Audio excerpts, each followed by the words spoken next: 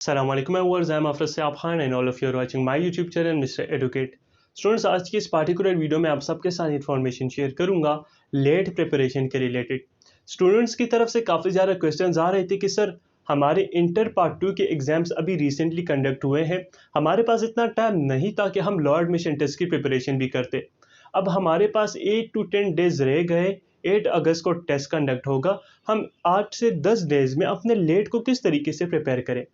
यहाँ पे स्टूडेंट्स आज मैं आपके साथ कुछ इंपॉर्टेंट टिप्स शेयर करूंगा कि आप 8 से 10 डेज में अपने लॉ एडमिशन टेस्ट को किस तरीके से प्रिपेयर कर सकते हैं।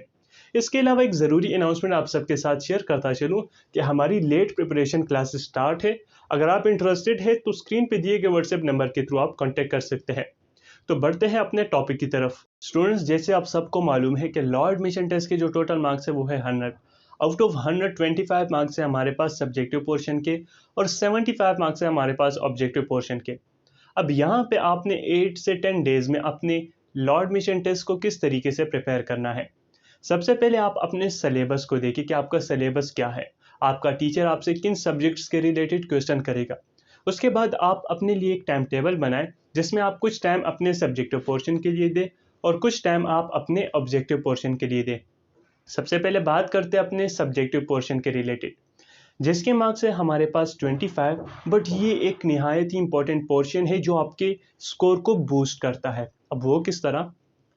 मिसाल के तौर पे लॉ एडमिशन टेस्ट में तमाम स्टूडेंट 45 to 50 MCQs सब एक जैसे अटेम्प्ट कर लेते हैं, मतलब तमाम MCQs 40 to 55 उनके ठीक होते हैं। अब किस स्टूडेंट के मार्क्स ज़्यादा होंगे टोटल? जिसका सब्जेक्टिव का पोर्शन स्ट्रॉन्ग होगा। जिस स्टूडेंट का सब्जेक्टिव का पोर्शन स्ट्रॉन्ग होगा उसके टोटल मार्क्स ज़्यादा होंगे।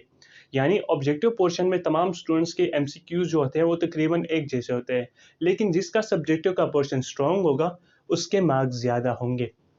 अब यहाँ पे अपने सब्जेक्टिव पोर्शन को किस तरीके से स्ट्रॉन्ग बनाया जाए। सबसे पहले आप अपनी लैंग्वेज की सिलेक्शन कीजिए। आप अभी से अपनी लैंग्वेज की सिलेक्शन करें कि आप जब टेस्ट सेंटर जाएंगे वहाँ पे आप अपने ऐसे और पर्सनल स्टेटमेंट को किस लैंग्वेज में अटेम्प्ट करेंगे, ये चीज़ आप अभी से डिसाइड कर लें। उसके बाद आप ऐसे और पर्सनल स्टेटमेंट के स्ट्रक्चर को समझें कि अगर आप उसे इंग्लिश में अटेम्प्ट करेंगे तो उसका स्ट्रक्चर क्या होगा और उर्दू में अटेम्प्ट करेंगे तो उसका स्ट्रक्चर क्या होगा।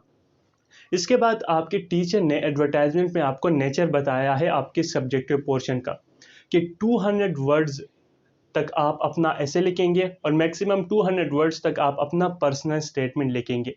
तो आप अपने सब्जेक्टिव पोर्शन के लिए तकरीबन 2 आवर्स डेली आप साइड पे रखें। आप 2 आवर्स में अपने सब्जेक्टिव पोर्शन की डेली बेसिस पे प्रैक्टिस करें और आप उसको जो है किसी एक एक्सपर्ट या टीचर से चेक कराएं कि आया आपकी जो प्रैक्टिस है उसमें आपके आर्गुमेंट्स, आपका स्ट्रक्चर, आपका नेचर वो ठीक है या नहीं, बिकॉज ये पोर्शन आपके लिए बहुत ज़्यादा इंपॉर्टेंट है।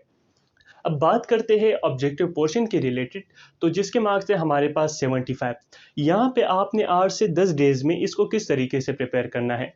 2 आवर्स तो आपके हो गए सब्जेक्टिव पोर्शन के लिए। अब जो बाकी के घंटे आपके पास होते हैं इसमें आपने अपने ऑब्जेक्टिव पोर्शन को प्रिपेयर करना है डेली बेसिस पे। अब यहाँ पे आपने किस तरह से इसको प्रिपेयर करना है, आप इसको अपने टाइम के अकॉर्डिंग आप सब्जेक्ट्स को अरेंज करें।